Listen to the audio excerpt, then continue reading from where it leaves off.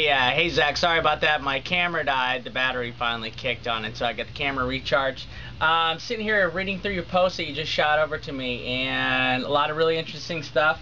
As for leasing locations here in Vegas or Phoenix or all over the United States, you do pay month to month. Usually you pay a first and last, and then you'll pay month by month as you go along. Sometimes there's a deposit. It just depends on what the landlord, who the landlord is, how they're dealing with it, how hot the area is. This is something that I did deal with in Asia.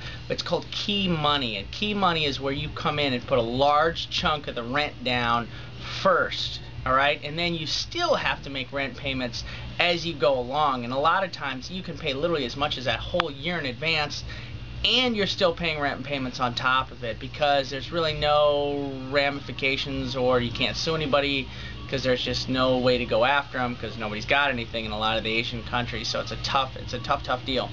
So that's something you're going to have to really work on, you know, and with the economy over in China as hot as it is, and you being a foreigner, you might be able to swing something with the landlord, you know, offer them a percentage is something I might recommend. Give them a percentage rent even might be a good idea.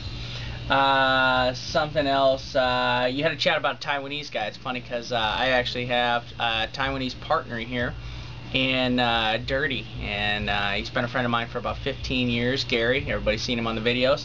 And the Taiwanese are really a very industrious people. They sometimes have been over to Taiwan a lot of times and have had a chance to go to a lot of their nightclubs and bars.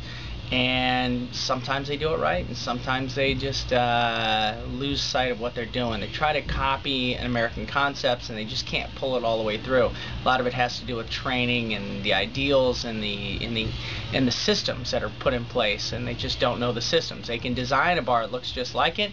They can put up signs and paint it and design it, but it still doesn't have the soul of one of the venues that you'd find over here in the States. That oftentimes takes an American to bring that soul into the venue.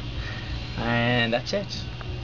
Okay, let's take a look at it. I had a couple more questions. Bartender, you had a question, and Scott, you guys were talking about the new bar that we built, and thank God we built the bar, the little satellite bar. It was huge. We needed it. It couldn't have worked out any better. We added some lighting on it, so it really accentuated the system.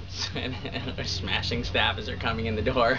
We added the bar. It really took the weight off of the other bar. The show bar is getting clobbered. I mean, really clobbered. So for us to take the weight off that bar, it helped tremendously. It increased our numbers by about 1,000.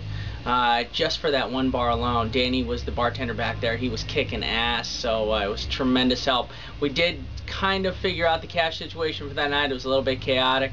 He created a little cash thing, just a little cash box for himself, but we're going to go get something a little more easier to use for him this week. He'll be ready. He's adding a little more lighting onto it. We want to make sure that the bar is well lit. It has a lot of energy back there, but it was a void for us. It is no longer a void now. We're drawing people back into that area. It's become an energy point. It's drawing people to it. It's evening out the room. It looks awesome. We're really happy to have it. What else did we have? I think that's it. Just a little bit about our weekend. Our weekend was packed. We were packed. We don't charge a cover here at Dirty, so I do not charge a cover, and I'm actually very specific at the door where as I go around, I'm going around and training each section, and we're talking from the music to my staff, to the back of the house, to the security guards at the front door, security guards at the VIP area. I need to go around and train all these people on the job so they can really see how I want the systems put in place and working, and it's been tremendous. The staff has come together, and this was our smoothest operating weekend yet. I mean, I had no concerns and no worries about the staffing whatsoever this week. I was more concerned about the security. Alright, so sorry about that. Equipment failure again. My memory card ran full. So I was talking about the putting the systems in place, and I've been going around and to each station and training and and informing and showing by example and leading by example to show how to operate everything. And we had a huge line at the door last night. We turned away a lot of people, and since I don't charge a cover charge, I can be really particular, I feel, on who I allow in and who is our customer base. So since it is spring break, you know, we have lots of young guys running around, all you know, a lot of college kids, and we're turning away tons of them. We probably turned away 50 to 75 people last night. You know, a lot of young college kids running around, drunk, partying, so we're just letting them move on to other venues. And that's about it. It was a great night last night. We're just great crowd, excellent ratio of women to men. The VIP area and the dance floor area is off the hook, so we're having a great time. Thank you.